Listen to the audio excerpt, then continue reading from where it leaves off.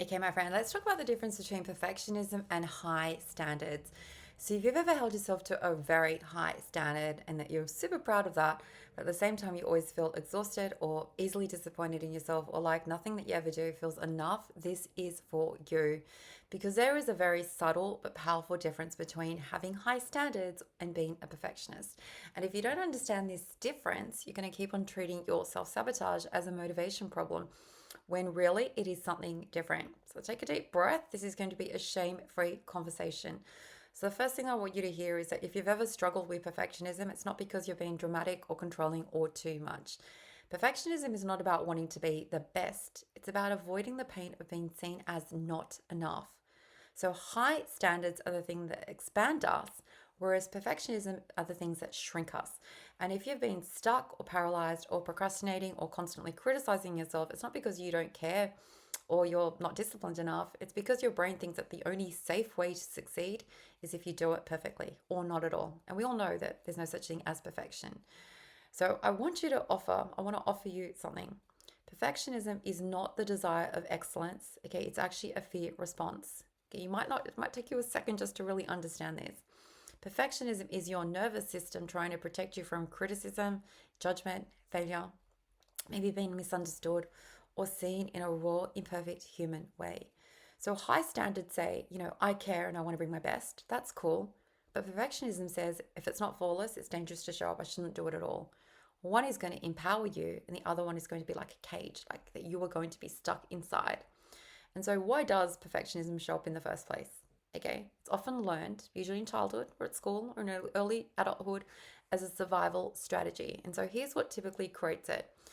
You probably learned that love or approval was conditional. Okay, maybe the praise came when you were achieving something or behaving well or doing something impressive or getting it right. And so your brain links, okay, worth to performance. How well do I go? Okay, I'm going to be worthy in that moment. Or maybe you were scared to disappoint someone. So, if you ever made mistakes and they led to rejection or withdrawal or anger or embarrassment, your body learned to avoid imperfection at any cost. Or maybe you were the responsible one, like the one that had it all together, the achiever, the one that people relied on. And so you felt like you weren't allowed to be messy or human. You had to be perfect. Or maybe you grew up in comparison culture, which I feel like is everyone in this world. In school, family, workplaces, like even social media, they reward the best, not always the bravest. And so perfectionism is really about ego. It's about protecting ourselves. Your brain truly does believe if I do it perfectly, I will stay safe. But the problem is when perfection becomes a prison that stops you from doing the very things that would grow you. And so I want to offer you some mindset shifts to free you from perfectionism. And the first is this: striving for excellence is healthy. Okay, it's cool, go for it. But expecting things to be perfect is a punishment. Excellence expands you. Perfection exhausts you. Do you know why? Because it's impossible. It's impossible to do everything perfectly, or even some things, just even one thing perfectly. The next is the saying, done is better than perfect. Done is more powerful than perfect. Perfection doesn't move your life forward, especially if it keeps you frozen, but execution does. The next is being a human isn't a flaw. I cannot say this enough. We are all perfectly imperfect human beings. Mistakes don't make you less worthy, they're the things that make you real. It's like how you learn to do things in life. The next is high standards are about honoring what matters, whereas perfectionism is about avoiding judgment. Two different things. One is like self respect, like having high standards. The next is self protection, like we end up doing nothing. Another little mindset reshift is I'm proud of myself for showing up, even if I don't perform flawlessly. Okay, I want you to be honoring the courage that you have, like that you're taking. Okay, because that beats performance every single time. I want you to also understand this that your best is going to look different depending on the season of life you're in. You're allowed to adapt and scale and soften, like without lowering your worth. It's part about understanding that you're a human having a human experience, and imperfections aren't like evidence that you failed. It's evidence that you tried. Okay, you did something imperfectly. Cool, you did something as opposed to doing nothing. Your progress is proof of bravery, not a lack of ability. And understand that people will connect with your humanness, not with your perfection. I've often found like if someone tries to be perfect, I'm not attracted to that. But when you have that authenticity inside you and you're allowing it to shine, it is a magnetizing thing. People are attracted to that. And I want you to understand that perfection is just a moving target. Okay, and I don't want you to be chasing something that does not exist. You don't need to earn rest or joy or self approval from your performance. Just do your best. Okay, because even those little imperfect actions will build self trust in you. Every little imperfect step that you take is going to rewire your identity more than perfect intention and not getting up and do it ever will. So, how do you keep your standards high?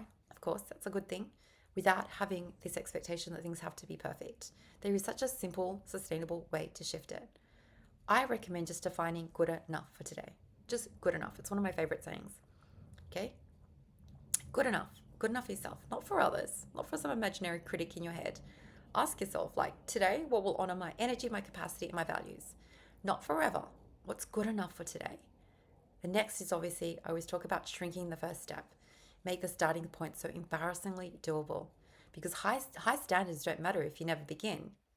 And the next is always review with compassion and not criticism. After you show up, after you do the thing, replace like what could I have done better with what worked well and what can I do to make this easier for me next time? It's one of my favorite like reflection questions. You know, what did I do? What worked? What didn't work? What can I do next time? How can I do things differently? Because compassion is going to sustain your growth. Whereas if you shame yourself and criticize yourself, it's going to shut you down. Okay, and just celebrate showing up. Okay, because your identity, the identity of someone who gets up consistently, that happens and that is built via repetition, not results, just like getting up and doing it over and over again.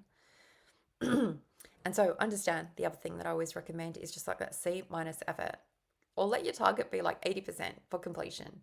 All of those last minute things that we do where we polish and tweak and obsess and all that is where perfection steals hours of your life with zero added value.